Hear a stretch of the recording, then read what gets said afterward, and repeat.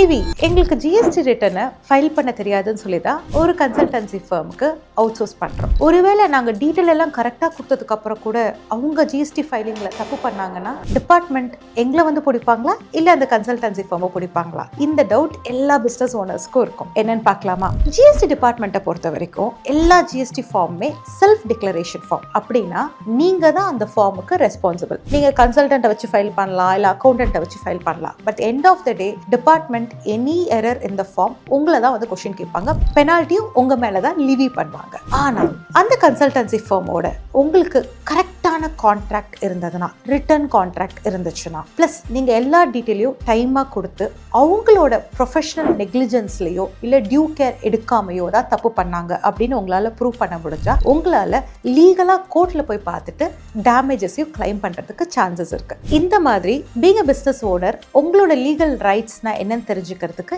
இந்த பேஜை ஃபாலோ பண்ணிக்கோ.